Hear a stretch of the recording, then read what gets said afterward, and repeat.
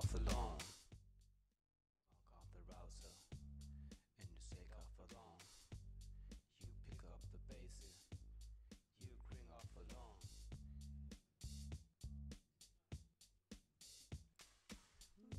You get high on the couser, you find tongue off the lawn. You monk off the rouser, and you saint off the lawn. Ég komin í ganga? Já. Komið sæl og blessuð. Ég í Kaldalóni þeir sem sitjið við skjáinnan hvort í vinnunni heima eða líklega í bílnum ykkar. Þú verið velkomin á þetta sjálfshjálpar námskeið sem biðjar yfirskriftina taktu stjórn til að efla öryggi, hagnýtar umræður breytt landslag netöryggis. Ég eins og fleiri á minni kynslóð var ekki alinn upp við það að hafa áhyggjur af netöryggi, enda hefur maður ekki áhyggjur af einhverjum sem ekki til. Ég hef allavega aðalega verið að nota tvær stillingar gagnvart netöryggi. Það annars vegar logandi hræddur og af því að það frekar lýjandi að vera logandi hræddur þá hef ég skipt yfir í fullkomið áhyggjuleysi sem hljómar ábyrgðarlaust og það. En þá gleymist að ég hef lagt allt mitt traust á upplýsingatæknistjórann Daniel sem þetta vafasamt. En kæru fundargestir, fyrir þennan fund lagðist ég í smá rannsóknarvinnu og niðurstaða þessar rannsóknarvinnu að það sé ekki mikið grínista sem hafa helgað sig uppistandi netöryggi. Önnur niðurstaða sú að grínista þurfa ekki að hafa áhyggjur, allavega í bráða því að gervigreindin hirði frá þeim verkefni. En svona var brandarinn sem ég fekk frá gervigreindinni. Starfsmaður kemur á upplýsingatæknideildina og segir: ég gleymdi lykilorðinu mínu aftur. Ekkert mál, sagði sérfræðingurinn. Við breytum því eitthvað auðvelt eins og 74 stórt X upprópunarmerki lítið R 9 lítið P stórt B 2 millimerki Q. Það er brandarinn búinn. En allavega við erum hér stödd í dag til þess að fá öðlast betri yfirsýn með hjálp mikilla sérfræðinga á sviði netöryggis. Og þá mun ég kynna eftir því sem að dagskráin vindur fram. En við byrjum á því að fá á svið Ölmu Tryggvadóttur. Hún leiðir netöryggisþjónustu Deloitte á Íslandi. Hún býr yfir víðtækri reynslu og þekkingu á sviði netöryggis, persónuverndar, áhættustýringar og stjórnarhátta meðal annars úr fjármálageiranum. Alma hefur aðstoðað fjölmörg fyrirtæki og stofnanir við innleiðingu á flóknu regluverki, stefnumótun á sviði netöryggis og persónuverndar og greiningu á fylgni við lög og reglur meðal annars DORA og NIS 2. Alma, gjörðu svo vel.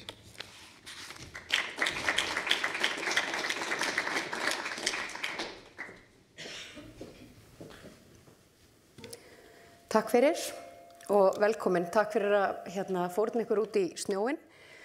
Ég ætla að reyna að fjalla aðeins netöryggi svona úr þyrlusýn og vona að þið verði hvorki logandi hrædd né fullkomlega áhyggjulaus eftir daginn í dag.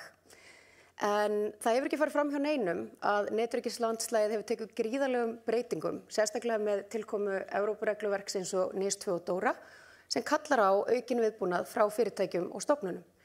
En hvað þýða þessar breytingar fyrir ykkur í framkvæmd? Og hvernig getum við innleitt nógu öflugar varnir til að standast áföll í rekstrinum, en líka einblína á það virði sem netöryggisráðstafanir hafi í för með sér. Og það er mjög mikilvægt í þessum nýja veruleika að horfa á netöryggi heildstætt og í raun sem lykilþátt af rekstri sem við vonandi flest öll gerum í dag og innleiða svona netöryggi sem lið í heildarstefnumótun fyrirtækjan okkar þvert á aðra rekstraþætti. Þetta er ekki lengur einangrað tæknilegt mál, heldur þurfum við að nálgast þetta á skipulagðan og skilvirkan hátt og samhæfðan hátt. Og við stöndum frammi fyrir sífellt breyttu og flóknara rekstrarumhverfi, ógnir verða fáaðri með degi hverjum og áhættur aukast sömuleiðis. Og það er lykilatriði að skilja þróun ógnar landslagsins og hér á glærunni eru nokkur dæmi ógnir og áhættur sem að sérstímun fara betur yfir aðeins í fyrirlesturum sínum á eftir. En þessi þróun og þessi trend sem við sjáum, allt frá geopólitískum óstöðuleika þar sem að ríki að ráðast á önnur ríki og tæknileg samþjöppunar áhætta sem nú mikil, meðal annars á Íslandi út af stærð okkar markaðar, þá eru þessi atriði að undirstrika þörf fyrir bæði próaktívar og samþættar netöryggisvarnir. Við erum ekki lengur bara að verja ytra byrði eða ytra umhverfi okkar reksturs og starfsemi. Við erum að gera þetta á heildstæðan hátt. Við erum að koma í veg fyrir að beinar viðskiptalegar áskoranir raungerist eins og þjónustu og rekstraröf. Við viljum ekki vanmeta rekstraráhættu eða annars konar áhættu og við þurfum að auka ábyrgð æðstu stjórnenda eins og mun raungerast með þessu nýja regluverki sem að koma. Þannig að þróun ógnarlandslagsins grundvallaratriði til að skilja það hvernig við getum uppfært og elt okkar varnir og tekist á við þetta breytta landslag bæði fyrir okkur sjálf og í samvinnu við stóra þjónustuaðila á sviði upplýsingatækni og fjarskipta. Og það ekki ástæðulausu einmitt sem við sjáum þetta nýja regluverk frá ESB sem kemur nánast á færibandi. Við erum með náttúrulega DORA og NIS 2. Við fengum gervigreindarreglugerðina árið 2018. Síðan fylgja í kjölfarið EIDAS-reglugerðin stafræna auðkenningu og traustþjónustu. Við erum með gervigreindarreglugerðina, við erum með reglugerð stafræna þjónustu veitendur og stafræna markaði og svo mætti lengi telja. Og ég ekki að telja upp allar þessar reglugerðir til að hræða ykkur, en það bara mjög brýnt að átta sig á því að hluti af þessu regluverki skarast. Það skarast innbyrðis eins og DORA og NIS 2 sem við vitum og þekkjum, en svo líka skörun á milli annara eins og gervigreindarreglugerðarinnar og persónuverndarreglugerðarinnar. Og það bara mikilvægt að einblína og setja áherslu á netöryggi og netöryggismálin, en ekki heldur alveg missa sjónar á heildarmyndinni og því sem við þurfum að hafa svona í jaðarsýnin okkar going forward. Og það mjög mikilvægt til þess að geta ráðist á þetta regluverk og innleita á skilvirkan hátt. Ekki að því við erum í reglugerðaræfingu eða viljum tick í box og vera compliant, að það að greina og áhættumeta reksturinn og leggja vinnu í skýra undirbúningsvinnu, skýra greiningavinnu til að átta sig á því hvar áhættan mest í rekstrinum og setja svo fram áætlun innleiðingu viðeigandi varna út frá áhættu og aðstæðum hverju sinni. Ekki bara ana af stað og byrja að kaupa lausnir eða plástra einhver lítil verkefni sem þarf að laga heldur og með því í rauninni erum við að koma í veg fyrir ómarkviss fjárútlát eða þessa stefnulausu innleiðingu sem að því miður á sér stað sumstaðar ef að svona grunnurinn ekki skoðaður nægilega vel áður en við förum í innleiðingu og uppfærslu á okkar netöryggis innviðum. Já, hér bara örstutt, mér langaði að segja ykkur frá þessari könnun sem að Deloitte Global framkvæmdi og framkvæmir árlega. Hún kom út í fyrra og heitir The Global Future of Cyber könnun, þar sem að 1200 stjórnendur og þeir sem bera ábyrgð á net- og upplýsingaöryggi áhættustýringu forstjórar og framkvæmdastjórar að svara því hvernig þeir líta á í raun reksturinn og deila skoðunum sínum bæði á netöryggisógnum og starfsemi fyrirtækja sinna á framtíðaráskorunum. Og þessi könnun aðgengileg á vefsíðu Deloitte og það hægt að nálgast hana og líka í glærunum sem þið fáið eftir á. Og þessi könnun gefur bara góða innsýn í það hvernig svarendur og aðrir almennt að aðlaga starfsemi sína að þessu breytta ógnarlandslagi og auknum kröfum. Og ég nefni þessa könnun því ég mun aðeins vísa til niðurstaðana hér og þar í gegnum þennan fyrirlestur, en ég mæli innilega með að þið bara skoðið þessa könnun og kynnið ykkur hana þangað til að ný uppfærsla kemur út. Og ef við aðeins horfum meira á ógnirnar sem við sjáum að ná að brjótast í gegn hjá fyrirtækjum og stofnunum, þá vona ég að þið getið lesið þetta, en rekstrarlegur viðnámsþróttur og geta okkar til að standast áföll oft mjög óáþreifanlegur þangað til að eitthvað gerist. Og ef við höfum ekki lent í öryggisatviki eða öryggisbresti eða hvað svo netárás, þá því miður þetta ofta ekki spurningum hvort heldur hvenar og við vitum það. Alveg eins og pípulagnirnar okkar eða burðarvirki í húsinu, þá erum við ekki mikið, ég allavega, að velta því fyrir okkur hvort þessi hlutir sé í lagi, þangað til eitthvað byrjar að leka og við sjáum að eitthvað að.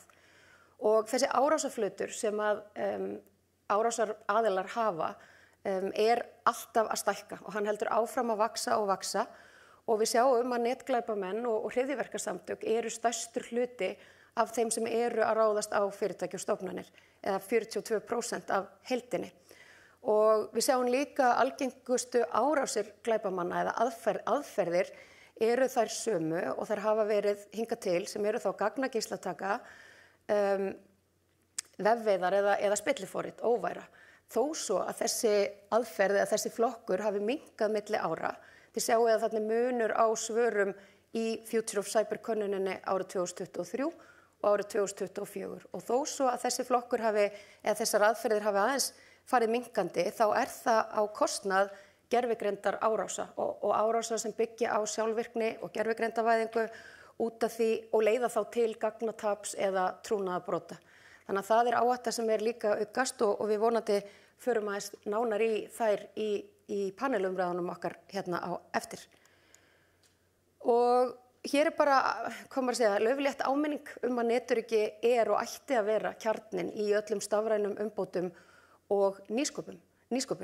Og það eru allir í stafrænum umbótaverkefnum og það eru allir að reyna að auka skilvirkni og draga úr kostnaði og stafræn umbótaverkefni geta í raun aukið verulega hversu útsett fyrirtæki og stofnanir eru fyrir netöryggis áhættu. Og þess vegna svo mikilvægt að samþætta netöryggisvarnirnar, eins og ég nefndi í upphafi, við aðra þætti í rekstrinum, hafa netöryggi lið í umbreytingarverkefnum, nýjum verkefnum og tryggja það að þessar lausnir og þessi kerfi eða hvað það sem við erum að innleiða sé með innbyggða örugga hönnun frá upphafi til að vernda bæði áreiðanleika gagna og trúnað en samt styðja við nýsköpun sem við öll viljum hvetja til. Og ef að fyrirtæki og stofnanir huga að netöryggi strax í upphafi þessara stafrænu umbreytingaverkefna þá bara miklu líklegra að fjárfestingar í tækni skili þeim ávinningi sem að búist við. Það alltaf dýrara. Þetta svo gott kvót sem kemur frá gömlu tryggingafyrirtækjunum okkar. Það alltaf dýrara að tryggja eftir á. Það alltaf dýrara að bregðast við atvikum eftir á, endurreisa kerfi, grípa til varna. Það miklu dýrara ef við hugum ekki að þessu í upphafi. Þannig að til að nýta tæknina sem best og til að ná viðskiptalegum markmiðum sem við viljum ná, þá mjög mikilvægt að hafa netöryggi lið í þessum umbreytingarverkefnum og bara almennt í starfsemin okkar. Og í leiðinni ná betri viðnámsþrótti og auknum vörnum sem náttúrulega enda markmið þessa alls. En netöryggismál hafa líka áhrif á stefnumótun. Það ekki bara það að netöryggi þarf að vera liður í stafrænum umbótaverkefnum.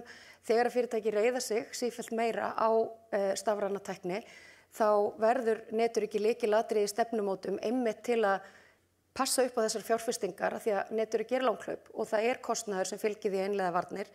En sömuleiðis hjálpar þetta okkur að ná viðskiptalegum markmiðum. Og við sjáum á Future of Cyber könnuninni okkar að fyrirtæki sem eru með hátt netöryggistig, þau eru líklegri til að ná viðskiptalegum markmiðum sínum af ólíkum ástæðum. Bæði eru þau öruggari og hafa meira sjálfstraust til að innleiða nýja tækni eins og gervigreind og grípa tækifæri, en þau eru líka með betri varnir. Þannig að það mjög brýnt að forgangsraða og innleiða netöryggisvarnir eftir áhættu og eftir aðstæðum, ekki á stefnulausan hátt. Og sömuleiðis þvert á svið og rekstur. Það okkur öllum ljóst að netöryggismál ekki lengur bara verkefni IT-deildarinnar sem eru leyst einhvers staðar í dimmu herbyggi af fáum aðilum í öryggisteyminu. Þetta orðið málefni stjórnar og framkvæmdastjórnar og við sjáum það líka að stjórn og æðstu stjórnendur láta netöryggismál sem miklu meira varða núna, þrátt fyrir að lagakröfur þessa yfirsýn og eftirlit æðstu stjórnenda sé ekki komið í gildi á Íslandi. En við sjáum þetta náttúrulega erlendis og við sjáum að íslensk fyrirtæki og stofnanir að fara þangað. Og þetta svona 3 þemu þarna á glærunni sem við sjáum líka koma út úr svörunum við Future of Cyber könnunin okkar. Netöryggi og verður áfram lykilþáttur í rekstri til að ná þessum markmiðum og sem betur fyrir þetta alltaf að aukast. En það líka aukast hlutverk og vægi upplýsingaöryggistjóra og öryggistjóra, þar sem æðstu stjórnendur í mun meira mæli að leita til sérfræðinga í netöryggi, hvort sem það þá innanhúsfólk í upplýsingaöryggi eða öryggistjórarnir eða þá traustir ráðgjafar sem að geta stutt við og komið með þekkingu sem að ef til vill af skornum skammti innanhús hjá fyrirtækjum og stofnunum. En það líka staðreynd og vitað að netöryggisþekking bara ekki nægilega mikil á alþjóðavísu og sérfræðingar í netöryggi ekki nógu margir til að í raun kannski annað þeirra eftirspurn sem að koma í dag. Og það örfá ár síðan, ég held 1 ár, síðan að við fórum að kenna netöryggi á háskólastigi hérna á Íslandi í HR, 1 eða 2 ár. En það vel og til bóta. Og síðan það þetta sem ég var að nefna, netöryggi þessi órjúfanlegi hluti af tæknidrifnum og stafrænum umbrotaverkefnum. Þetta mjög mikilvægt að huga að og vinna að til að hækka netöryggisstig hjá fyrirtækjum og stofnunum og ná bara raunverulegum árangri. Síðan ætla ég aðeins að halda áfram með þetta og sýna ykkur þá hvað það sem að einkennir aðila með hátt netöryggisstig. Það í rauninni þessi fjárfesting og samþætting netöryggisráðstafana við ýmiss konar tæknileg verkefni sem hjálpar þeim að efla varnir sínar og auka þroska. Og fyrirtæki og stofnanir, þetta bara dæmi svona tæknidrifin verkefni þar sem svarendur í könnunin okkar að samþætta netöryggi verulega við. Og við sjáum að fyrirtæki og stofnanir með öflugar varnir, þau að nýta þessi jákvæðu áhrif netöryggismála til að móta stafræn umbreytingarverkefni og stefnu. Þau alltaf með fókusin á því að fjárfesting í netöryggi getur bæði hámarkað, varðveitt, verndað og búið til virði fyrir starfsemina. Þeir byggja sterkan grunn með netöryggisvenjum sínum og tryggja öryggi og heilleika gagna þvert á starfsemina, þvert á svið og deildir, stafrænar lausnir og innviði. Og þeir leita í meira mæli til öryggistjóra, hans hlutverk fer vaxandi og það rosalega oft mikil innsýn og þekking sem að stjórnendur geta nýtt sér, stjórn og framkvæmdastjórn, til að sinna því hlutverki sem að lög og reglur munu fela þeim eftir gildistöku NIS2 og DORA. Og það sem meira að stjórnendur í þessum fyrirtækjum með hátt netöryggistig, þeir skilja það að aðalatriðið að vera tilbúin til að bregðast við og ná fyrirtækinu aftur á lappir eftir áföll, eftir rekstrarof og að standa vörð gögn og geta veitt áfram þjónustu til sinna viðskiptavina. Og þeir fjárfesta og haga stefnumótun í netöryggismálum með þetta í huga. Þannig að þetta mikilvægi og skilningur á netöryggis hlutverkinu og málefnum á æðstu stjórnunarstigum algjört lykilatriði. Og það leiðir okkur að þessum punkti sem ég nú reyndar búin að segja og ætla ekki að dvelja lengi hér, en netöryggi ekki lengur bara tæknilegt verkefni. Það alveg ljóst að netöryggi kallar á virka aðkomu æðstu stjórnenda og ekki bara virka aðkomu heldur, eins og segir í DORA og NIS2 að það þarf að vera yfirsýn og æðstu stjórnendur, the management body, eiga að bera ábyrgð á innleiðingu og eftirliti með netöryggisvörnum og sömuleiðis tryggja það að þessar netöryggisráðstafanir sem innleiddar séu virkar og það þarf að útbúa einhvers konar lykilmælikvarða til þess að tryggja eftirfylgni með því að netöryggisráðstafanir séu raunverulega virkar í framkvæmd og þá innleiða úrbætur eftir því sem þörf á og áhættumat kallar á. Þannig að þetta mikilvægt til að ná þessum markmiðum númer 1 öflugri netöryggisvarnir en númer 2 fyrir tryggari aðfanga og birgjakeðju. Að það að festast ekki í svona varnarstöðu, heldur tala fyrir og stjórnendur sérstaklega tala fyrir mikilvægi aukins netöryggis, hærra netöryggisstigi og auknum þroska. Ekki bara öryggisins vegna, heldur rekstrarins vegna. Og við hér að lokum til að fyrirtæki og stofnanir geti í raun vaxið og dafnað, þá þurfa þau að skilja að nýjar ógnir, þau þurfa að skilja hverjar nýjar ógnir þau þurfa að ráða við þær og þau þurfa sömuleiðis að skila mælanlegum árangri af netöryggisvörnum. Við þurfum að sjá hvort þær að virka og ef ekki, hvernig við ætlum að uppfæra þær og aðlaga þær að breyttum raunveruleika og breyttum ógnum hverju sinni. Og ef þessum spurningum vinstra megin ósvarað, þá mælum við með því að fyrirtæki og stofnanir byrji svolítið á að skoða þessi atriði hægra megin á glærunni. Erum við að leggja nægilega mikla áherslu á netöryggismál hjá okkur? Eru stjórnendur nægilega meðvitaðir og taka þeir nógu mikinn þátt í svona innleiðingu og eftirliti með netöryggisvörnum til að við gerum þennan málaflokk að lykil þætti í rekstrinum okkar? Og förum að efla samráð og samvinnu innanhús hjá okkur. Brjótum niður sílóa eða múra, komum á auknu samstarfi milli tæknifólks og lögfræðinga og stjórnenda og allara sem koma að því að greina kröfur í lögum og innleiða varnir á skilvirkan hátt. Leið og við förum að gera þetta í sílóum þá sjáum við að fyrirtæki og stofnanir lendi í ógöngum og það mun koma til þess að það þarf að svona spóla tilbaka og backtracka og laga það sem var hlaupið af stað með í einu horni af því að það næri ekki þvert á reksturinn og til, hvað var að segja, verðmæta eða kerfa sem eru mikilvæg eða hluti af mikilvægum og nauðsynlegum innviðum, samfélagslega mikilvæg.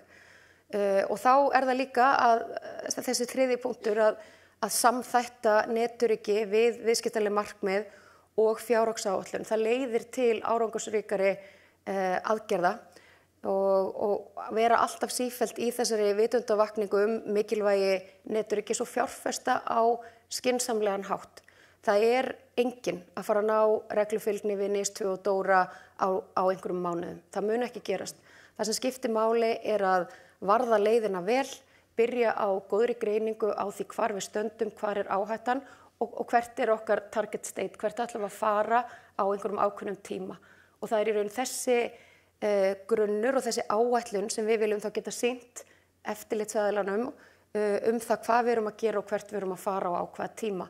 Og með því að gera þetta þá erum við mun betur að tryggja það að við erum ekki í stefnulausri innleiðingu eftir því hvernig vindar blása. Við erum ekki að kaupa, og það allt í lagi að kaupa öryggiskerfi, þau eru mörg fyrir mjög góð og flott, en þau eru ekki nægilega til að dekka allan reksturinn. Það engin silfurkúla til, það þarf samt sem áður að greina hlutina vel og nálgast á skynsamlega og taka sér tíma í að byggja upp þessar varnir, af því að netöryggi vegferð og Róm var ekki byggð á einni nóttu. Og þetta sem sagt bara síðasta glæra mín, við erum að sjá netöryggismálin þróast úr því að vera bara kostnaðarliður og eingöngu IT-kostnaður yfir í það og sem fólst í því áður fyrir bara að verjast gegn tilfallandi ógnum eða tilfallandi árásum yfir í það að horfa á netöryggi sem málaflokk sem styður við tekjumyndun og gerir það verkum að fyrirtæki og stofnanir geta náð viðskiptalegum markmiðum og endanum stuðlað að samkeppnisforskoti. Þannig að með stefnumótun sem leggur áherslu á forvarnir, greiningu og skilvirk viðbrögð þá getum við hámarkað ávinninginn af fjárfestingum í netöryggi og bara hættum að horfa á þetta sem kostnað og gerum þetta skynsamlega, skilgreinum lykilmælikvarða, tökum æðstu stjórnendur inn í málið með okkur og veitum þessu í raun sömu athygli og aga og aðrir málaflokkar hjá æðstu stjórnendum fá. Takk fyrir mig.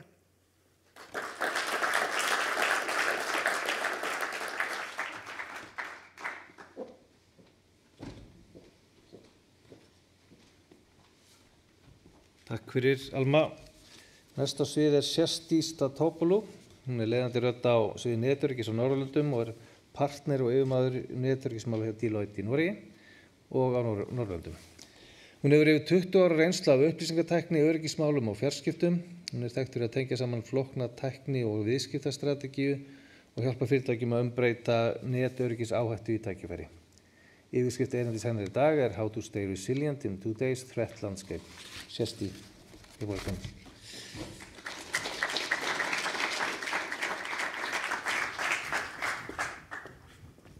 Thank you for it. I hope it was a nice introduction.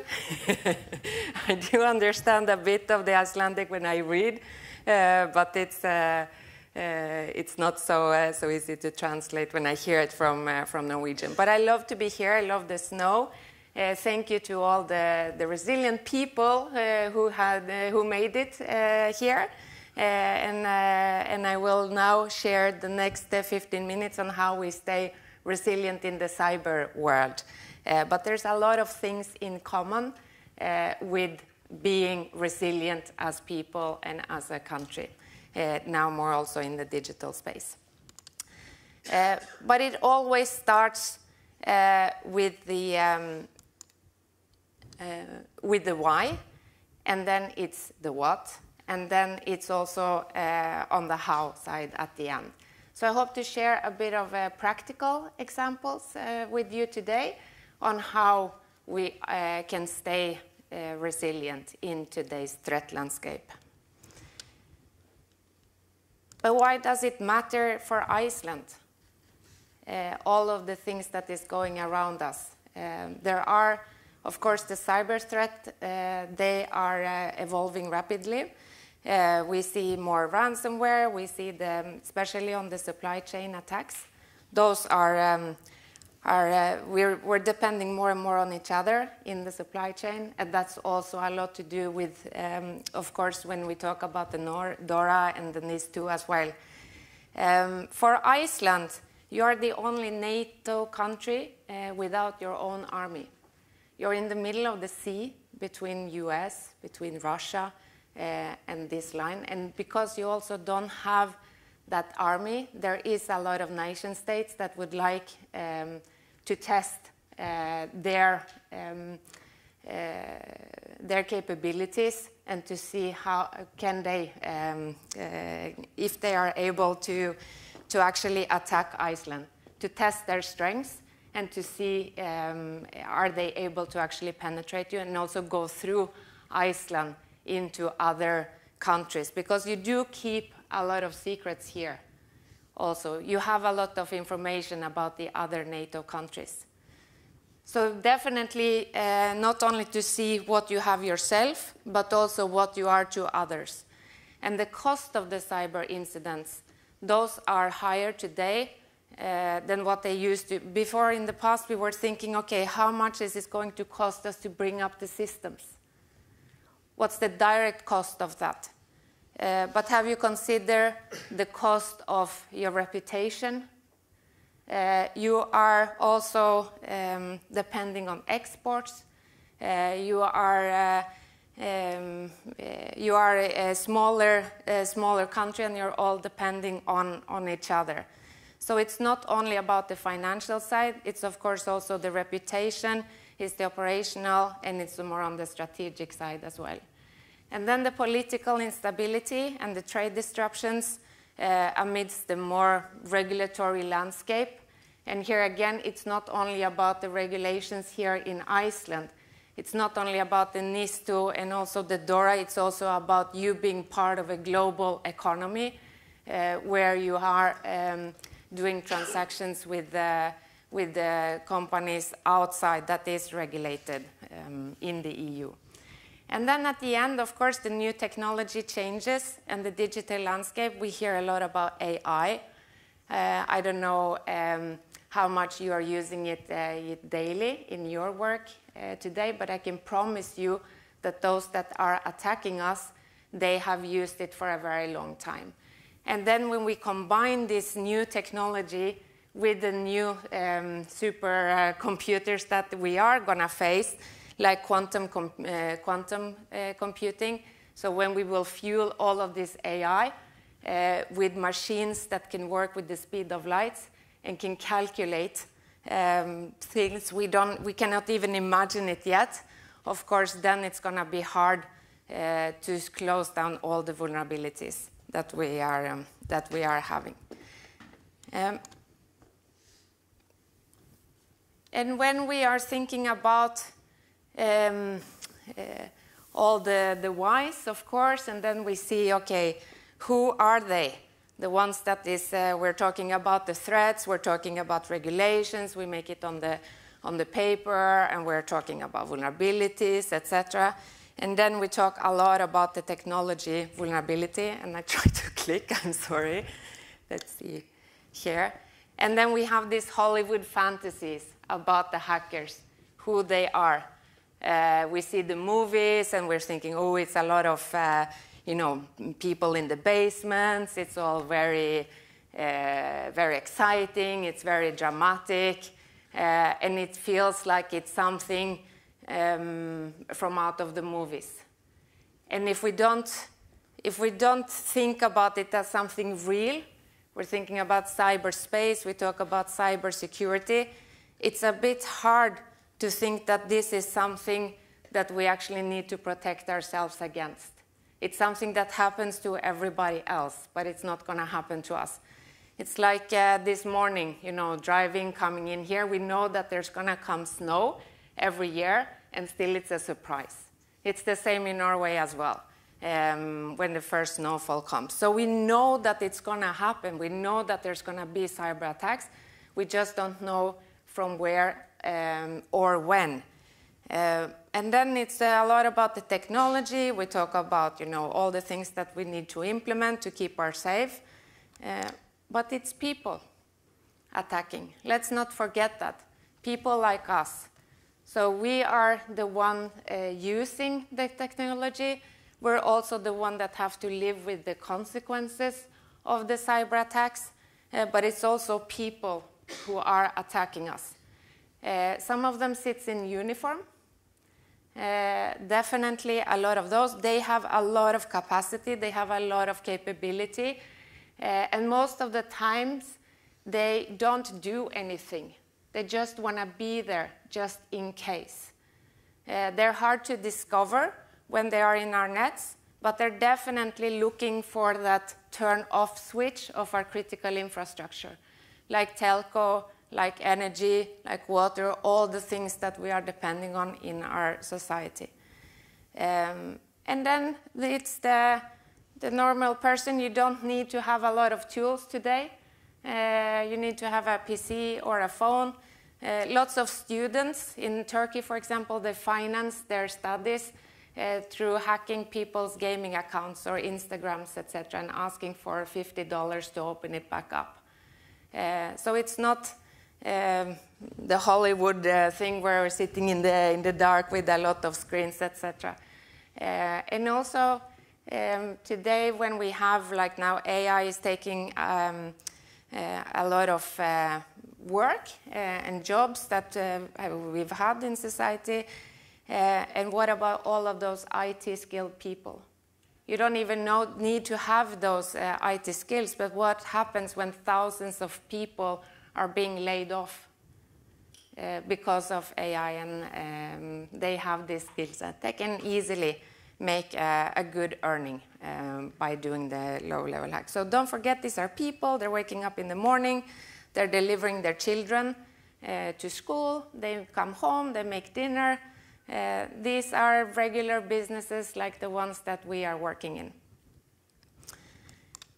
But why cyber resilience? We've been talking about cyber security. What's different? All of these regulations as well. Why is it DORA? Why is it resilience? The difference is that previously when we talked about cybersecurity, it's more about the protection. We put up the walls around us so that we can avoid the cyber attack. The resilience is the planning for things going wrong. So we have a plan for it. So we know how to respond, because no one is going to be able to secure themselves 100%. So it's the coordination of disciplines. So of disciplines, it's not only technological, as Alma is saying, it's processes, it's also people, but it is the ability to respond to real and perceived disruptions and opportunities by design. So you have to do it early in the process when you are, for example, implementing a new system or bringing on a new vendor, etc. And you can use it, of course, the resilience for a competitive advantage as well. Because a lot of it is, of course, trust in brand. But it's the perceived, because a lot of times we don't really know that we are under a cyber attack. One of the biggest breaches that I worked on, there wasn't like a system taken down. It was a system administrator. He got on his phone and authenticated request, and he thought, I'm not at work. I haven't tried to log into any system. Why am I getting this request? Maybe we should check it out. So it was one awake person, not in cybersecurity, and from there we sent in a hunter to find out, is there something going on here or not? And we found nation states in there just by one person being awake. So the resilience is, of course, drive down risk, and at the end, because we anticipate and we prepare, we can respond and recover and drive down the consequences in a better way. So that's what we are looking for. But it's also to respond to perceived disruptions, not only the real one. If we start then when we have a real crisis on our hand, then it's too late, unfortunately. The consequences is going to be higher. There's no silver bullet. Also, when you look to NIS2 and DORA, it all starts with the risk assessment. What is it to you? What do you have? Who you are? And who are you to others? And that's one of the things I see that we we tend to forget. We look at, okay, what happens to us if our systems goes down? But if you're an IT provider and you are providing IT operations to hospital, to energy, you need to expand that risk assessment into what am I for other critical infrastructure. And then if I am that healthcare provider and I am directly under, for example, NIS2, I have to make sure that all my vendors who is delivering into our critical processes is compliant as well. That responsibility cannot be outsourced, and that responsibility lies with the top management. And that is one of the bigger changes now that we're moving into the regulations. And these risk assessments, they need to be kept alive. It's not a piece of paper, a document to be put in the drawer. It needs to be informed. Top management needs to be aware of the risks with it. No one is able to remove all the risks. We have to live with some, but it's about taking a good choice. So to make those choices, which risks are we willing to live with? Some have high risk appetite, so you don't have to do anything, but then at least you took a conscious decision that we're going to live with this risk. And the risk is, it's a threat, so there needs to be someone who wants something from you. Either it's money, it's information, or they want to test to see how good am I to attack. They might want to be there in case of war. They want to be inside your system and flip on that off button on the energy, for example. To have leverage to pressure you. So who wants to attack you? So the threat, and then what type of vulnerabilities do you have? So you want to close off the vulnerabilities and then to reduce the risk. So if you don't have the threat or you don't have the vulnerability, you don't have the risk. And that requires a bit of a deeper risk assessment that we normally would have done in the past. We would just put, oh, we have a high risk of cyber attacks, and we put it in the right corner. Yeah, but what type of attacks? From who, from where, how, and when? So go a bit deeper and make sure that it is about you, who you are, what you have, and not as a compliance exercise, but to actually increase the resilience for your organization. So the biggest risk to cyber resilience is actually not disruption. It's too much noise.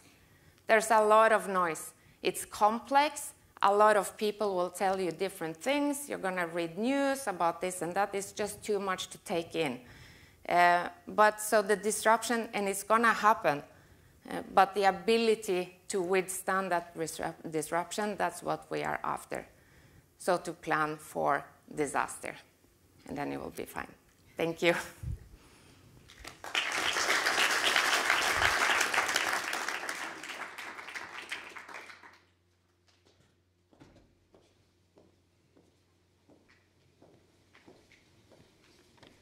Takk, Sjöstín. Þá næstur oss við Kristján Andrésson. Hann ætlar að tala DORA í framkvæmd, innleiðingu og áskoranir Arion banka. Hann vinnur í Arion banka, eins og gefur skilja.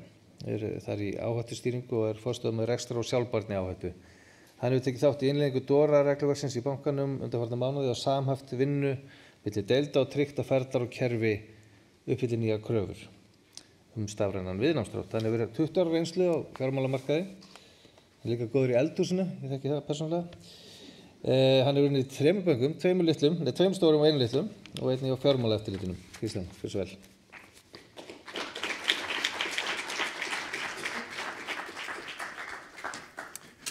Verið sæl, Kristján heiti ég og er í áhættustýringu Arion banka og ætla að fara aðeins yfir vegferðina varðandi innleiðinguna á DORA hjá okkur. Ég tek fram að ég er ekki tölvunarfræðingur og ég er ekki netöryggi sérfræðingur, þannig ég ætla að reyna að hafa þetta svona eins mikið og DORA getur verið á mannamáli. Byrju við. Svona. Ég ætla að hafa fyrstu glæruna hvað DORA? Svo ég bara, nei, ekki frekar spurningin af hverju DORA? Ef við hugsaum kannski tilbaka 5-10 ár eftir í tíman og fjölda skýjaþjónustu aðila sem við erum með í dag versus 5 ár, 10 ár og hvaða vegferð, bara stafræna vegferðin fyrirtæki hefur verið á. Og þarna ekkert bara að tala um banka. Ég alveg viss að þeir sem fóru í gær að skipta dekk á bílnum ykkar að verkstæði notar skýjaþjónustu. Og þessi vegferð bara að fara að aukast. Bara með þessu AI vegferð og stafrænu bara umbreytingu sem að eiga sér stað. Að þetta bara að fara að aukast. Þannig að fyrir mér að sjá línuna svona með fjölda upplýsingatækni þjónustuveitenda, þá ég svona, já ok, kannski þurfum við samræmt regluverk til að ná utan þetta. Og það kannski að fyrsta sem DORA þetta regluverk. Það voru leiðbeinandi tilmæli nr. 1/2019 upplýsingatækni þjónustu. Þau voru leiðbeinandi. Þau áttu bara við banka, vátryggingamarkaðurinn var með sín tilmæli og annað, en þarna DORA að koma að samræma algjörlega allt og lyfta öllu svolítið upp og gera þetta svona þéttara, mikilvægara, stærra, meira, setja ábyrgð á stjórnendur og draga fleiri að borðinu. Þetta bara orðið miklu meira heldur en hann var. Eins og Alma kom inn á líka á hann. Hakkar elska banka og fjármálafyrirtæki. Þeir elska að vera heyri, tekum að þessu. Þess vegna þurfa varnirnar að vera góðar hjá okkur. En við vorum ekki að byrja í gær að innleiða DORA, eins og ég segi. Það komið leiðbeinandi tilmæli nr. 1/2019 upplýsingatækni á þetta og þannig byggjum við rauninni góðan grunn að innleiðingunni. Og mér langar að taka 3 hluti sem mér langar að hæla þetta sérstaklega varðandi innleiðinguna. Og það að bankinn ISO-vottaður á samstæðugrundvelli. Það hjálpar rosalega að búa til umgjörðina. Og í tengslu við það þá byggjum við svona til upplýsingatækni stjórnkerfi sem við tölum sem SMS í daglegu tali og þar eru mappaðar upp alla kröfur, alla típur, logging issues og allt þetta. Þannig að við erum búin að búa til umgjörðina. Þriðji parturinn sem ég langar að hæla þetta og það að vera búin að kortleggja mikilvægar þjónustur og kerfi í fyrirtækinu ykkar. Bara hvað gerist ef þetta finnir? Hvað gerist ef það er rof hér? Hvað mikilvægt fyrir reksturinn? Þetta svolítið svona rauðu þráðurinn finnst mér sem kemur alltaf aftur upp í DORA. Þú veist, ef það eitthvað sem skiptir einhver máli að fer niður, þá gerðist ekkert. En ef það eitthvað sem skiptir virkilega máli og það verður rof á reksturinnum, að þá þarft að skilja keðjuna hjá þér. En svo byrjuðum við DORA vegferðina. Við fórum í mjög ítarlega svona gap-analýsu. Við tókum hverja einustu grein í lögunum og hverja einustu grein í tæknistöðlunum og þeir eru 10 og moppum við SMS-i hjá okkur. Þetta dýrt og tekur rosalega mikið tíma. En við erum alveg klárað að þetta mun borga sig til lengri tíma að við vitum nákvæmlega bara þessi grein hvernig eru að mætinni. Við erum að mætinni svona. Ég held að þetta eftir að bara hjálpa okkur líka bara going forward í þessari vegferð. Við settum upp stýrihópa, verkstrauma, við erum búin að upplýsa stjórn allan tíman, alltaf reglulega með bara innleiðingar áætluna, við erum alltaf að koma að check-in, þetta er svona. Við byrjuðum líka á fyrsta DORA-fundunum okkar fyrir örugglega meira en ári síðan og sögðum við, þið vitið þeir eru persónulega ábyrg og þá var stjórnin svona, já, komið aftur, við þurfum að vita hvað í gangi hérna. Þannig ég mæli með því trikki. Markmiðið sé náttúrulega bara aukinn viðnámsþróttur og bara hlýtni við regluverkið. Mér langaði að sýna ykkur eina ekki mjög fallega glæru. Þetta semst glæra sem við notum bara mjög snemma í verkefnahópnum. Og þetta kemur svolítið inn á eins og Alma var að benda líka á. DORA ekki verkefni upplýsingatækni eða átstýringar. Þetta verkefni bankans og þetta bara beint teiknum upp 4 verkstrauma og bara, hverju þurfa að koma inn í hvaða strauma og svo skaraðist þetta náttúrulega eitthvað flætt á milli og allt svoleiðis. En þarna sýnir bara að þarna businessin, þarna eru dótturfyrirtækin, þarna fræðslustjóri, mannauðsstjóri, bara innkaup, lögfræðingar, þetta snertir alla. DORA ekki bara eitthvað, öryggistjórinn tekur þetta, hann veit allt netöryggi. Þannig verðum við ekki resilient. Þannig að mér langar bara rétt að sýna ykkur hérna þessa fallegu glæru. Já, svona.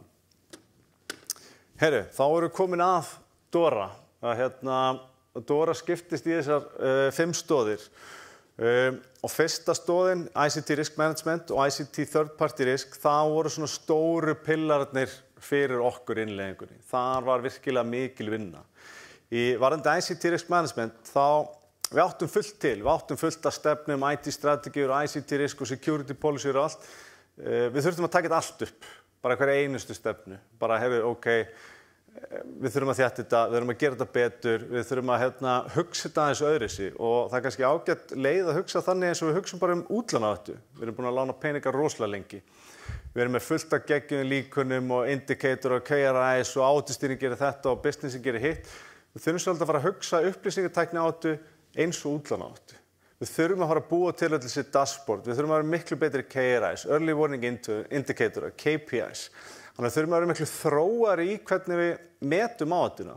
Og einnig varðandi þetta hvernig við upplýsum stjórn og stjórnendur áhættuna. Þetta ekki bara IT, laga þetta, stjórn þarf ekki að vita þessu. Það þarf, önnur lína þarf að koma, sjá heildaryfirni sína og þetta þarf að eskilerast upp í stjórn. Þannig að við þurfum að fara að hugsa áhættuna bara með öðrum og þroskari hætti.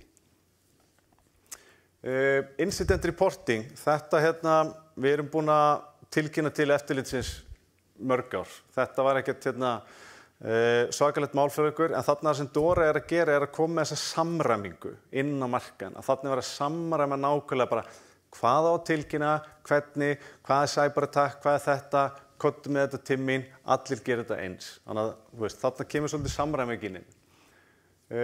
Kaflinn sem ég þekkti örugglega minnst þegar ég byrjaði þessu var Digital Operational Resilience Testing. Ég byrjaði að heyra fullt af orðum sem ég aldrei heyrt, PT, threat, penetration og ég veit ekki hvað. En ég alltaf sannfærðari því meira sem ég bara kynni mér þetta og þekki þetta hversu gott þetta Að bæði Kersti og Alma töluðum við þurfum að þekkja veikleikun okkar til þess að geta aukið varnir. Þarna kemur testingi rosalega vel fram. Við erum búin að gera TIBER-test fyrir það sem ykkur þekki að það svona red team exercise sem er bara geðvitt spennandi. Hitt aðeins sem var með þetta, bara erum að gera svona, við ætlum að fara hérna og senda svona post og svo býðum við hér og ég bara, þetta geggjað. Þannig að ég mæli rosalega með að vera að testa. Hitti líka Tedda hjá Defend Iceland daginn, svona heiðarlegir hakkarar, ég bara, þetta geggjað, þetta sniðugt. Þannig ég mæli með, við þurfum að vita hvar veikleikarnir svo við getum aukið varnirnar. Mesta breytingin hjá okkur sem við þurftum að fara í var í third party riskinu og ég ætla að fara aðeins nánar yfir það með ykkur. Síðasti kaflinn, hann náði því miður ekki að verða verkstraumur og þannig Norðurlöndin bara framúrskarandi. Þannig við aðilara NF-CERT og við höfum verið að deila upplýsingum netógnar, veikleika, árásir og annað í mörg ár. En þarna kemur einmitt þessi samræmi hjá Dora að þarna verið að taka þetta svolítið svona þvert yfir að þetta sé heimilt núna. Svona. Já, eins og ég segði þá voru mesta breytingarnar hjá okkur í third partyinu. Fyrsta breytingin, og svolítið töluvert síðan við byrjuðum á þessu, fyrsta breytingin var kannski hugarfarsbreyting. Að við vorum alltaf að hugsa, bara þetta útvistin, þetta skíalausn, þetta þjónustuveitandi, þetta byrgi, yfir í bara skiptir þessi þriðji aðili máli fyrir rekstur bankans. Bara hvað áhrif hefur hann á okkur. Svo getum við fundið út hvort þessi útvistun og skíaþjónustu og uppfyllt þau lög og þær kröfur. Þetta var svolítið svona hugarfarsbreyting og vorum mjög ánægð að sjá þetta og vorum byrjað á þessari vegferð að EBA að fara í þessa nálgun líka, Evrópska bankaeftirlitið. Þetta er svona þessi flokkunardæmi yfir í þessa mikilvægisflokkun. En við tókum líka eftir að við erum með rosalega mikið af byrgjum, að þeir eru mjög margir og við svona við þurfum að flokka með skilvirkari hætti. Þannig að við byggum til svona áhættu matrixu sem rankar þá í rauninni byrgja eftir mikilvægi. Við byrjum á að athuga hvort að viðkomandi byrgi sé að styðja við mikilvæga þjónustu eða kerfi bankans. Svo skoðum við, hvað áhrif hefur hann á reksturinn? Erum við með marga þjónustur hjá hann? Er auðvelt að skipta honum út? Erum við persónugreinanleg gögn? Einnig sem við skoðum líka er að þetta ekki endilega bara vörur og þjónustu sem við erum að bjóða. Við þurfum líka að hugsa starfsleyfið og compliance hlutan. Hvað ef við hættum að monitora AML, skiljið mig. Þannig að þetta þurfti að taka svona nokkra vittir á þetta og þannig við byggum til svona matrixu og röngum núna alla byrgja í þessa 5 flokka og þá tier 1 er þá bara okkar allar mikilvægastu byrgjar, niður í tier 5 sem þá í rauninni byrgjar sem sinna ekki neitt í bankaþjónustu. Þannig erum við bara með samninga við erum að kaupa samlokur, stóla, eitthvað slíkt. En allir hinir 4 þá snertur einhvern viðskiptaferil hjá bankanum. Og kannski ástæðan fyrir við gerðum þetta að við verðum að vera með áhættumiða nálgun í þessu hjá okkur. Við þurfum að hafa miklu betra eftirlit með okkar mikilvægastu byrgjum og við þurfum að gera það vel, þannig að við þurfum að nýta resursuna sem við höfum rosalega vandlega. Þannig að þess vegna fórum við þessa nálgun. En aðeins hvað erfitt við Dóra? Það er rosalega klassískt að segja að við búum í Íslandi og við erum rosalega fá. En það samt sem áður staðreynd. Mér finnst svo gaman að maður hittir erlenda banka og þeir bara, já, við erum með 20 manna resilience teymi og 500 í áhættustýringu og maður bara, vá, þetta er geðveikt, við erum 3 eða eitthvað. En það samt sem áður staðan og þess vegna þurfum við að vera með svona hlutfallslega nálgun og við þurfum að vera með áhættumiða nálgun. Það bara þannig. Það sem ég klóra mér alveg í kollinum lengi í þessu Dóra að það að viðhalda eftirliti með nth aðilum. Hvað eru nth aðilar? Jú, við erum okkar 3. aðila og þeir eru með sínu sem 4. aðila, 5. aðila, 7. aðila og hvernig keðjan liggur. Að viðhalda lifandi eftirlit með þessu. Ég hitti eitt ráðgjafi sem sagði bara leið út komið listan af þínum 4. og 5. aðilum, þá hann úreltur. Út af 5. aðilum fór að keypta sér nýja skíðaþjónustu og þú svona, bara hvernig á ég að viðhalda lifandi eftirlit með þessu. Þetta verður tricky. Halinn í innleiðingunni hjá flestu öllu bönkum að taka upp alla samninga við alla byrgja. Ég held ég hef ekki hitt neitt banka sem orðin compliant í dag og Dóra tók gildi í janúar. Þarna halinn í innleiðingunni og þetta átti að taka tíma. Annað íslenskt sem ég vildi benda og við tókum eftir að vera mikill munur á milli okkar og annarra banka erlendis að það byrjaði reyndar í leiðbeinum tilmælum 1/2019 svona pooled audits með 3. aðilum. Sem í rauninni þannig að bankarnir geti farið saman og haft eftirlit með sínum byrgjum. Þannig að til dæmis getu við bankarnir farið og haft eftirlit með RB. Og ég bara eitthvað svona, þetta er geggjað, var einhver ráðstefnu og ég bara þurfti ekki að spyrja leyfi, þurfti ekki að fá leyfi, bara hjá öllum. Þeir bara, leyfi frá hverjum? Og ég svona, já, ok. En á Íslandi það bara þannig að það þarf að hringi í 4 lögfræðinga og það þarf að vera með belti og axlaböndin og allt út af samkeppniseftirlitinu. Að það bara svolítið íslenskt. Við erum ekki að ræða samkeppnismál, við erum að ræða öryggismál. Og þetta bara svolítið íslenskt. Þegar maður talar erlenda aðila, þeir bara, nei, þetta bara sjálfsagðasti hlutur í heimi.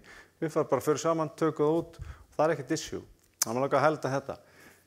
Síðasti punkturinn, að minni innlendir byrgjar sem styðja við mikilvægar þjónustur. Dóra-kröfurnar koma okkur, við munum heimfara þær á alla sem í tier 1 hjá okkur. Það bara klárt mál. Við viljum að þeir aðilar sem styðja við mikilvægar þjónustur hjá okkur, að þeir uppfylli Dóra-kröfurnar líka. Og þetta ættir að vera mögulega pínu challenge fyrir einhverja minni byrgja.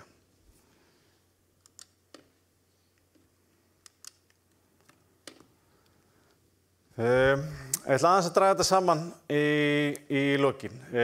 Make a Dóra sense. Já, fyrir mér í ástýringu þá make a Dóra bara mjög mikið sense. Og ég held að maður hugsaði mitt bara út frá stafrænu vegferðinni og bara aukningi á skíðaþjónustum og þjónustuaðilum. Og það meikar fullkomið sens að við byrjum að hugsa upplýsingatækni á þetta með aðeins kannski þroskari hætti heldur en við gert áður. Keðjan aldrei sterkari en veikasti hlekkurinn. Við þurfum að þekkja þriðju aðilinn okkar. Við þurfum að vita bara, ok, erum við með lítinn byrgja sem styður mikilvæg þjónustu og hann ekki að uppfylla allar þessu öryggiskröfur sem við viljum hafa. Við þurfum að vita þetta og við þurfum að setja kröfur. Við þurfum að framkvæma prófanir. Við þurfum að koma auga á hvar veikleikar eru til staðar hjá okkur.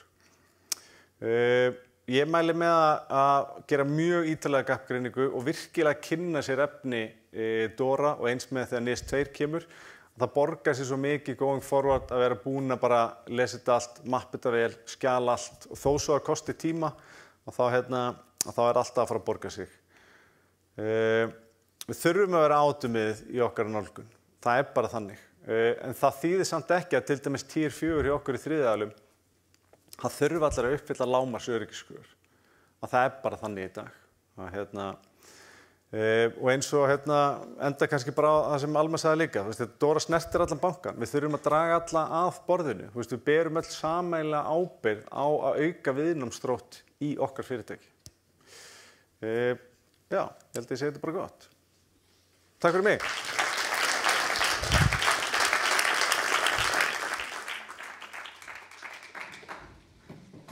Takk fyrir Kristján. Þá komið að síðasta dagskrárliðnum sem pallborðsumræður. Þar eru Alma ætlar að stjórna þeim og síðan Kristján í pallborði og hún Kirsti.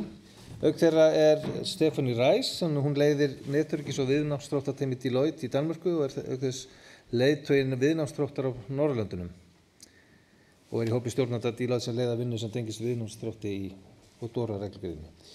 En hún hefur aðstofað viðskiptina að vinna á öllum stærðum og gerðum og úr öllum atvinnugreinum við eflað viðnámsþrótt, allt frá tæknilegum þáttum, þar á meðal netöryggi og truflunum í aðfangakeðjum til viðbragða við náttúruhamförum, manngerðum áföllum og áhrifum af þjóðaröryggis og alþjóðamálum.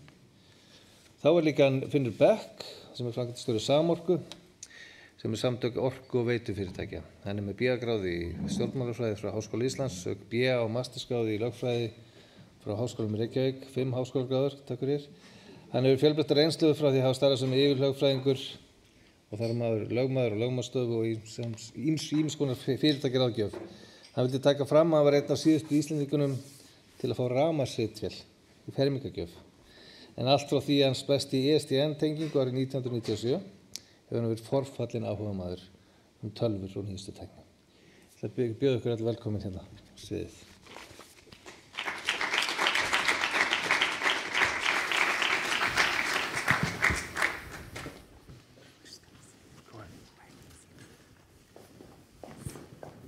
Free seating? It's free seating, yeah. Thank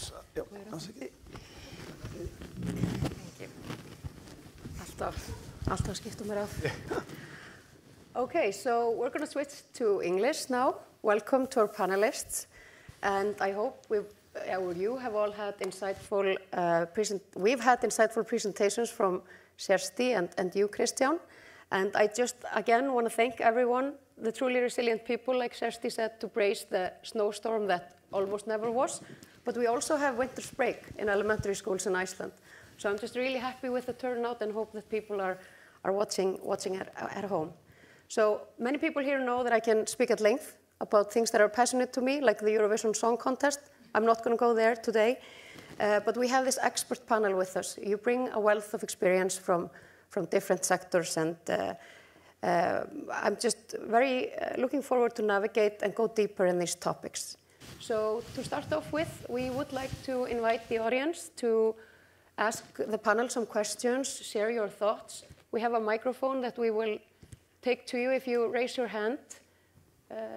And you can also ask us as we go along and continue with the discussions.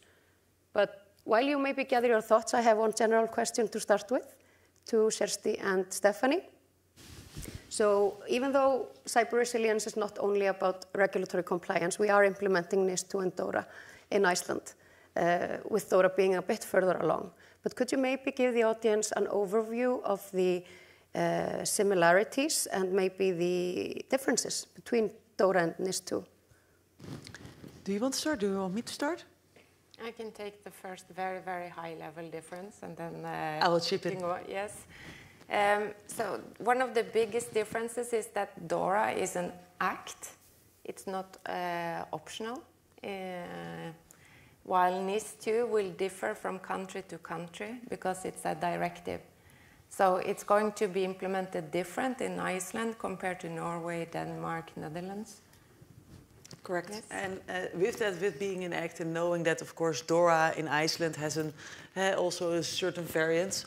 What the European Central Bank has asked from all the financial services regulatory oversight committees, is to implement it one-on-one. And otherwise, also, countries have already received feedback. But if you then go a little bit more into the detail, DORA, as it is an act, it also in its authority in total, it shows a little bit more prescriptive on how to be resilient as an organization. DORA applies majority for all types of financial institutions, as well as the IT service providers that support financial institutions, certainly on the most critical activities that they do. Where NIS2 is far broader. It's applicable for critical areas, like it can be healthcare, it is IT, it can be technology organizations, it can be consumer organizations, depending on what they're doing. But if you then look into, there's a lot of overlap between the two. But the key things is what you will see with DORA is there are stricter things in if you have any technology or cyber incidents. How quick do you need to report on it? Where in DORA, it's 2 to 4 to 24 hours. Where within NIS2, within the first 24 hours, you need to do initial reporting, and then 72, and it goes along. The same goes if you're looking into sort of the risk management framework. Both are asking you to look in and re-evaluating your ICT risk management.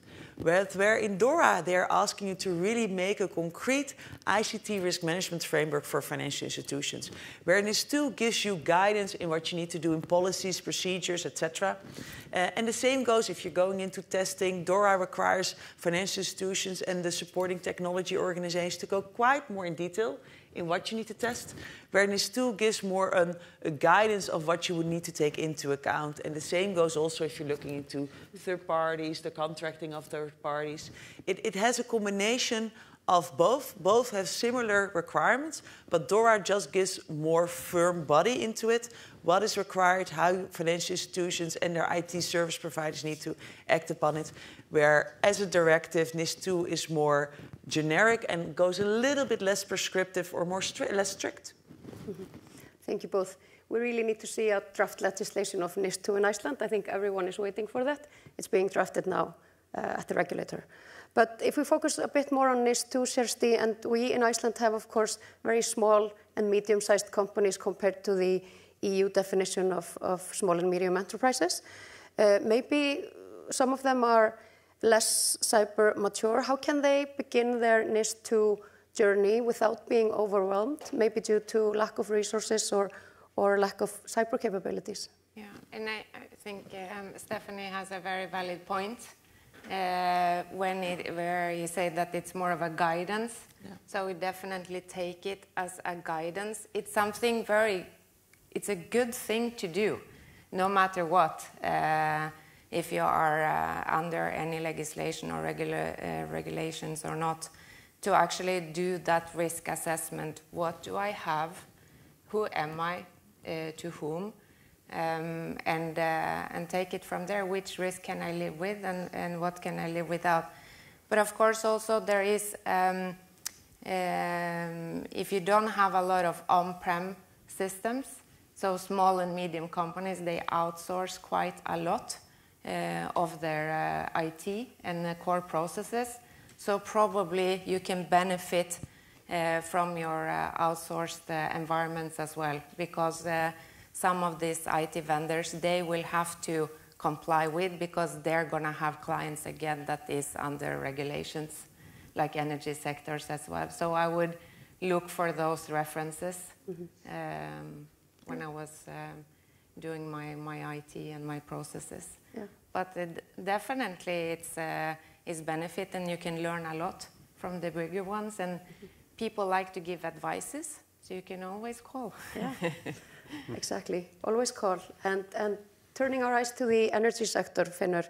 Energy sector here is often seen as a more mature sector in Iceland, or one of the more mature sectors when it comes to cyber and resilience.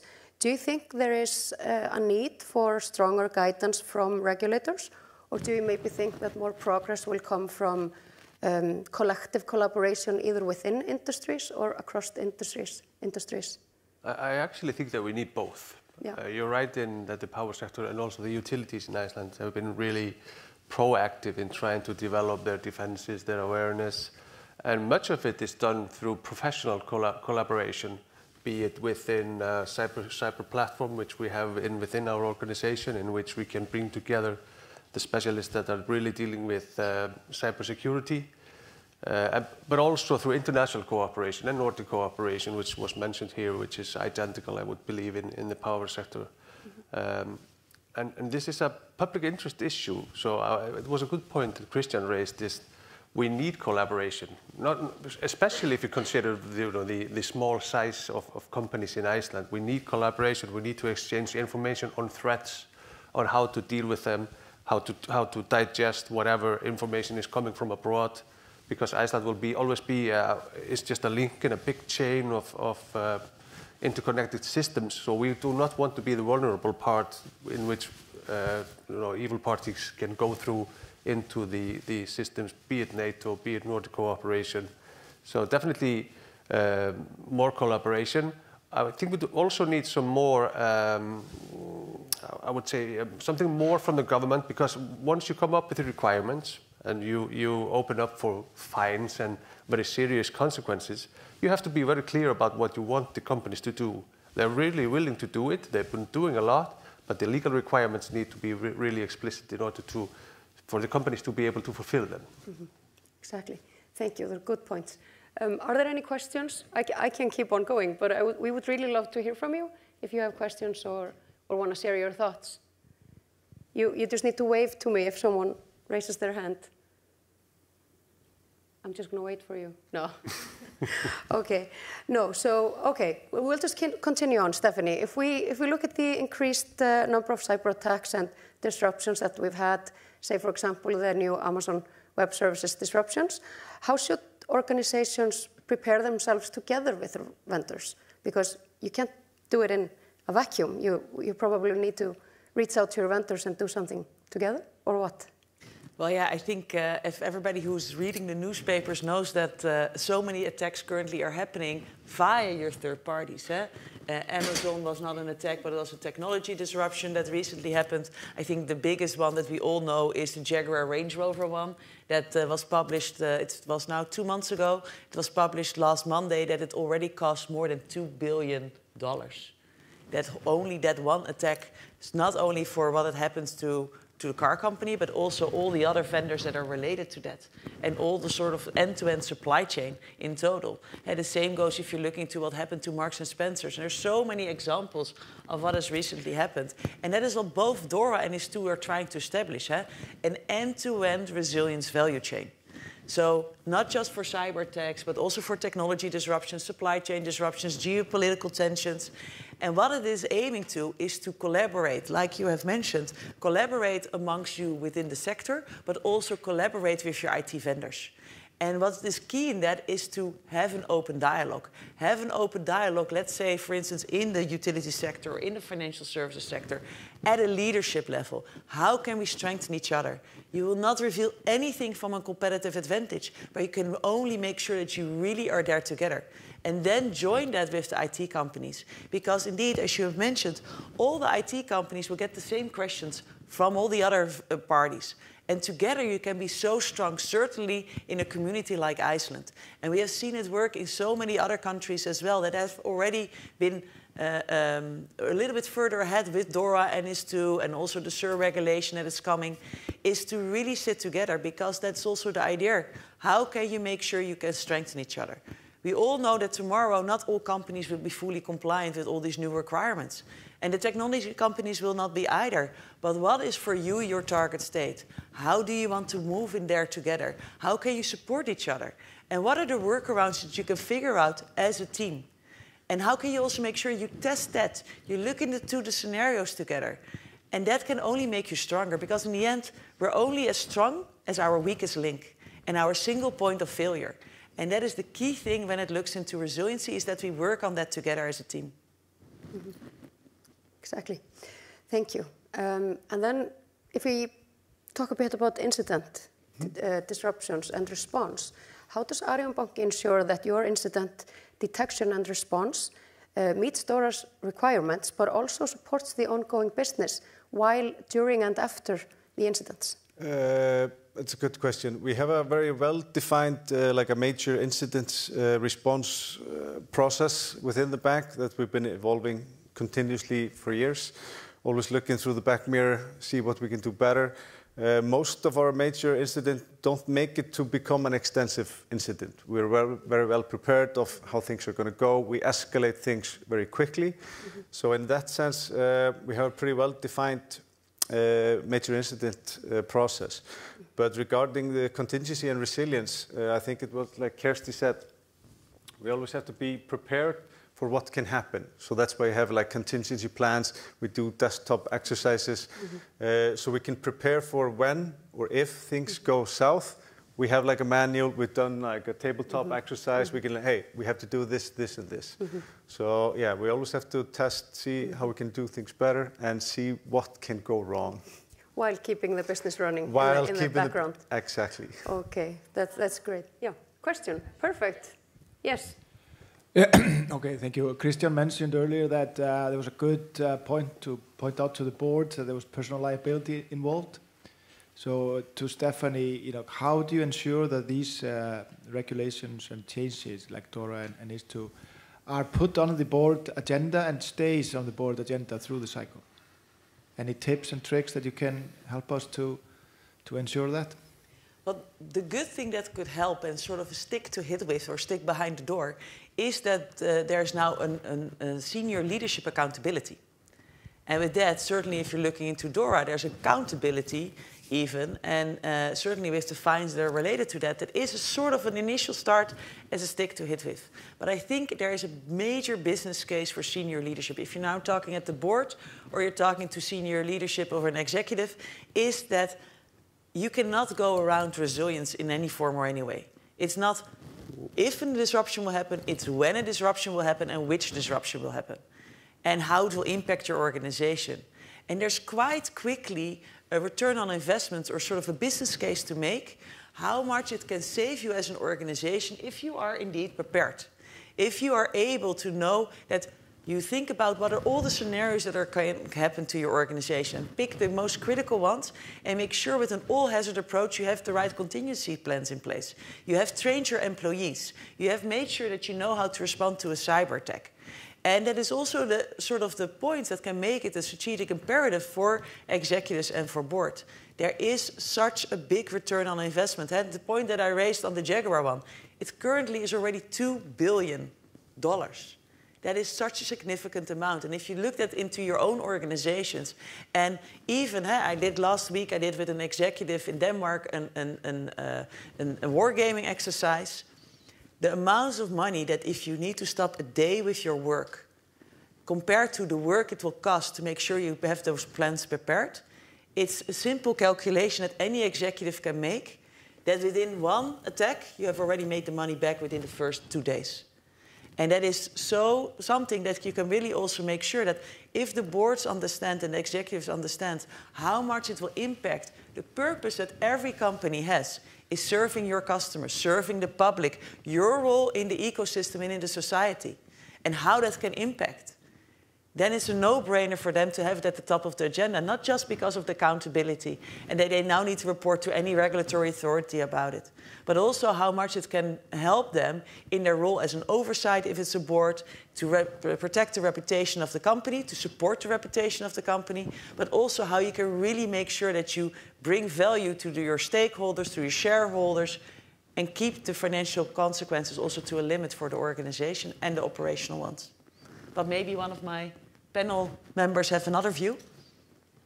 No, I think it's a good point. Thank you for the question. Does that answer your question? Yep. Perfect. Yeah.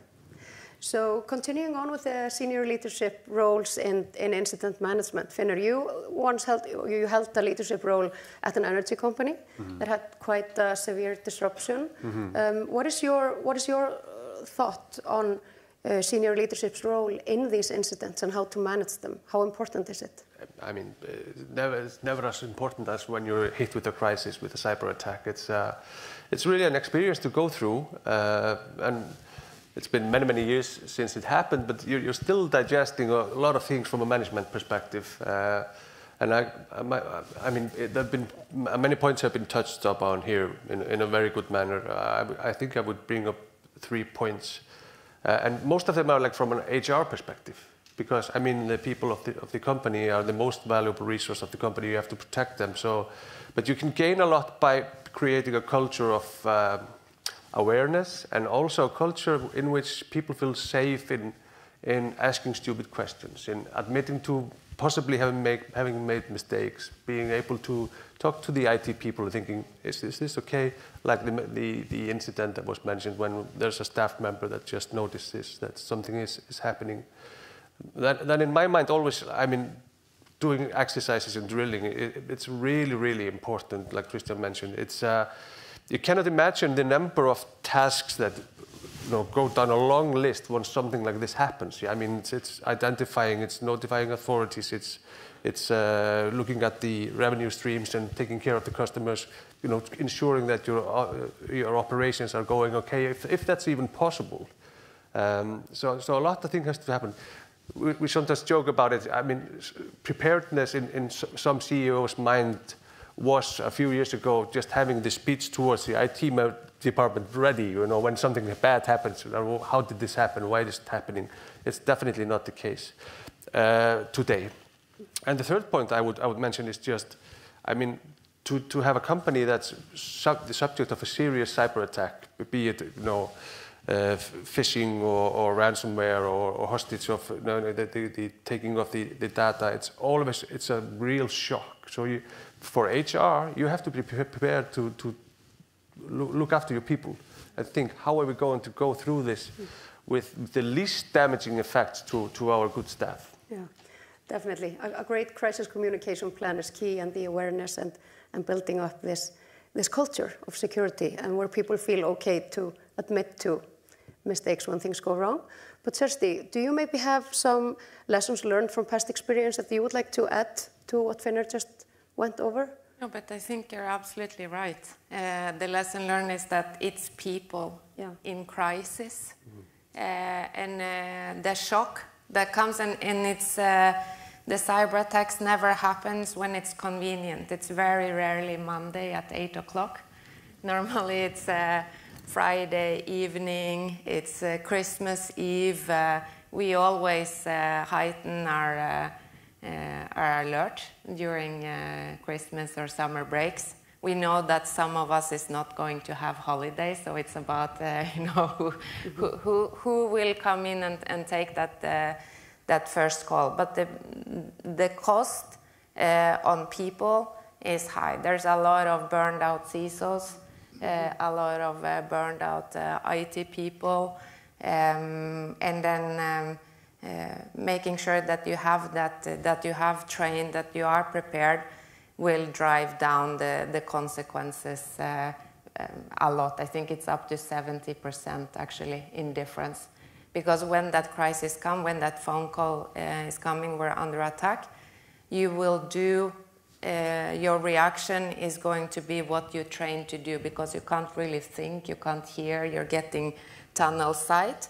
So if you have that button in your DNA, you know who to call, to just be able to pick up the phone again and call someone else and get that crisis team together, is going to save you a lot of time. Because when the incident comes, the clock is ticking very, very fast. Yeah. So the sooner you are able to actually put some actions on it. What we see is that a lot of leaders are actually not able to take any decisions for days. Yeah. Yeah, we've seen that. I remember a phone call the day before Christmas last year. It's always Christmas, it's always the holidays or the weekends, and you have to just take the call and be ready to call people that will help you. But time is running. I want to ask one question, Stephanie, around AI, because with the advances of AI, and we see how it increasingly impacts cybersecurity and resilience. What are maybe some threats and benefits also from AI that you see that we can quickly go over before time runs out? I'll do it very quickly. So it has both pros and cons. What is really helpful with using AI, certainly during a crisis or during a crisis exercise, is that AI can help you with the scenarios. During a crisis, when something has hit and you're in that war room, you want to, besides only responding and looking into how you need to respond, looking into the communication, you need to have a team that keeps ongoingly looking into the scenario planning and analysis in where this could go and thinking about what can we do. And AI is an amazing capability to help you with that, to help you with those scenario plannings, to see how that can make your life easier. You still need to think yourself, but you need all the hands on deck, and every single time it can support you. On the other hand, we also see, and you have also seen it yourself, that AI can also cause some of the disruptions. AI is something, certainly if you look into the AWS issue that we recently had, it can also give the benefits that it's not secured. It's an open source. You reveal data. It doesn't make you fully resilient as an organization. It stops people to think for themselves. There are so many organizations, certainly smaller ones, that now think, hey, let me take AI and make my business continuity plan or make my incident response plan. And of course, the templates that they can get to you can be very helpful, but it doesn't stop the responsibility of the organization and all its employees to understand what it's about. Yeah, you can have your whole business impact assessment being filled out by AI, but you then never have thought about what is really critical for my organization. You never have had those discussions at the leadership level.